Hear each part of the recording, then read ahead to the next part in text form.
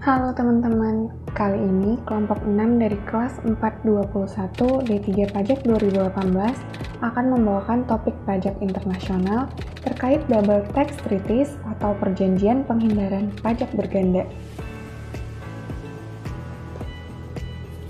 Oke, langsung aja kita masuk ke materinya. Yang pertama, apa sih double tax treaties itu?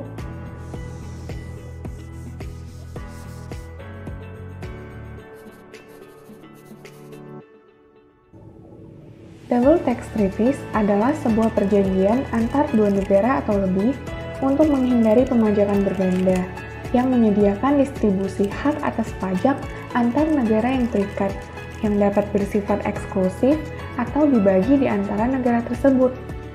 Nah, biasanya model treaty yang sering dijadikan model adalah OECD model atau UN model.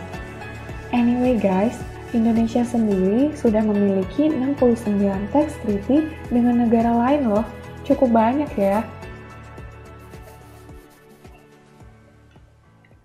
Selanjutnya, apa ya yang melatar belakangi pembentukan double tax treaties dan tujuannya apa sih?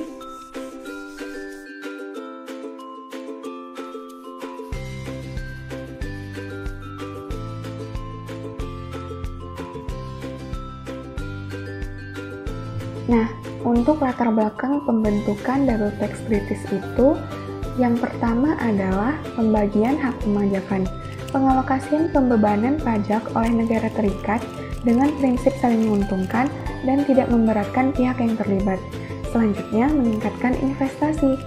Pembebanan pajak yang netral akan menentukan iklim investasi negara tersebut, sebab pajak sebuah negara adalah salah satu hal paling penting yang dilihat oleh investor loh.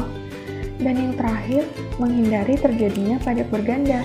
Dari permasalahan pajak berganda yang timbul, hal ini melatar belakangi pembuatan perjanjian ini, yang mana diharapkan dapat memberi kepastian hukum bagi pelaku usaha lintas batas. Oke, dari latar belakang tadi, udah kebayang ya tujuan dibentuknya tax treaty itu apa? Yang pertama adalah menghindari pajak berganda, mencegah penghindaran pajak, mencegah pengelakan pajak, dan mencegah terjadinya double non-taxation. Gitu guys. Nah, tapi kenapa ya penghindaran pajak ini terjadi? Adanya penghindaran pajak pasti disebabkan oleh asumsi dari wajib pajak yang keberatan sehingga melakukan penghindaran pajak.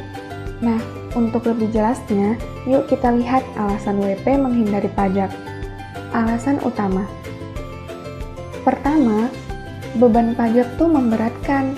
Ternyata, bagi wajib pajak, pajak itu dianggap sebagai beban yang memberatkan ia dan entitasnya loh. Makanya, wajib pajak kemudian melakukan upaya penghindaran pajak. Dan yang kedua, pajak mengurangi penghasilan pengusaha. Nah, karena menjadi beban, pajak akan menambah biaya dan mengurangi penghasilan yang akan diterima subjek pajak. Seolah-olah negara sedang mencuri sebagian kekayaan wajib pajak dengan cara legal. Ini nih anggapan yang bikin pengusaha pajak keberatan. Padahal nggak gitu ya guys.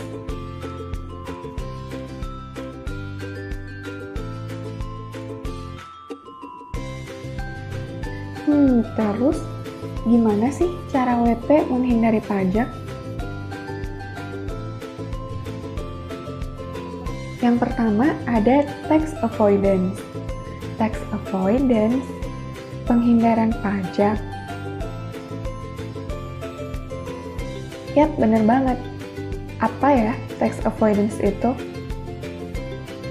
Tax avoidance adalah suatu skema penghindaran pajak untuk tujuan meminimalkan beban pajak dengan memanfaatkan celah atau loophole ketentuan perpajakan suatu negara.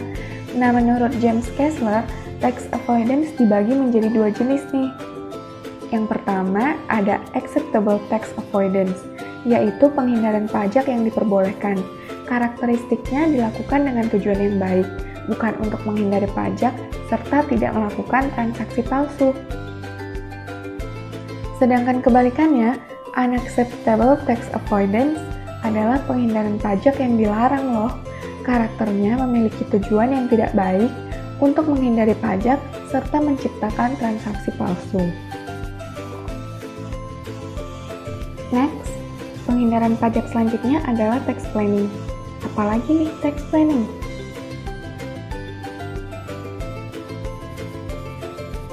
Tax planning adalah usaha wajib pajak untuk meminimalkan pajak terutang melalui skema yang sudah diatur dalam Undang-Undang Perpajakan, serta bersifat tidak menimbulkan perselisihan antara wajib pajak dan otoritas pajak. Nah, sama seperti sebelumnya, tax planning juga ada dua jenis, guys.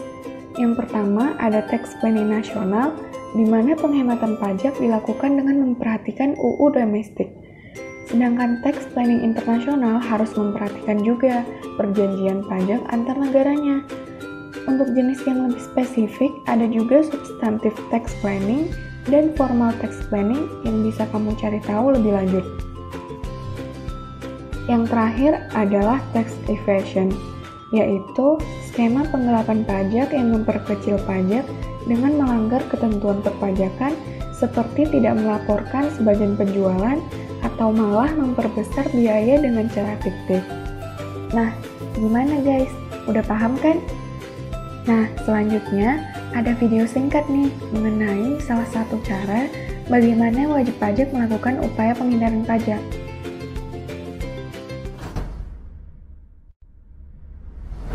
Di video kali ini, kita bakal lihat gimana caranya organisasi memanfaatkan tax havens sebagai salah satu penghindaran pajak.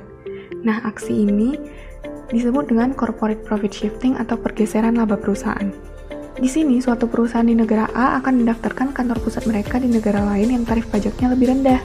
Misal, tarif pajak di Inggris itu 19%, terus dia pindahin kantor pusatnya ke Swiss. Nanti, tarif pajak yang dikenakan akan lebih rendah 8,5%. Dan bahkan akan lebih rendah lagi kalau dipindahin ke Cayman Island, guys. Nah, dengan melakukan hal ini, perusahaan akan mencatat keuntungannya di negara tax havens dan membayar pajak yang lebih rendah daripada membayar di tempat penjualan sebenarnya terjadi. Nah, pada tahun 2016, hampir 2/3 dari keuntungan perusahaan multinasional di Amerika dicatat di 6 negara dengan tarif pajak yang lebih rendah. Contohnya Luxembourg, Belanda, Kepulauan Bermuda, Singapura, dan Swiss. Teknik yang populer di perusahaan besar adalah memindahkan paten, kode, formula, atau algoritma mereka ke negara dengan pajak yang lebih rendah. Hal ini membuat aset tersebut kemudian menjadi milik cabang perusahaan mereka yang ada di negara tax havens. Kayak misal nih, suatu entitas usaha di US memindahkan patennya ke Irlandia, negara dengan tarif pajak yang lebih rendah. Dan kemudian paten itu akan menjadi milik cabang perusahaannya di Irlandia, di mana anak perusahaan di Irlandia akan menagih pembayaran perusahaan di US untuk mengakses paten sehingga memudahkan untuk menyalurkan keuntungan. Setelah uang itu dipindahkan ke Irlandia, maka kemudian dapat dikenai pajak dengan tarif yang jauh lebih rendah. Lagi-lagi menghemat tagihan pajak yang besar. Nah, sampai di situ aja guys, contoh dari salah satu penghindaran pajak yang bisa dilakukan oleh suatu entitas. Semoga dapat dipahami ya guys. Sampai ketemu lagi. Terima kasih.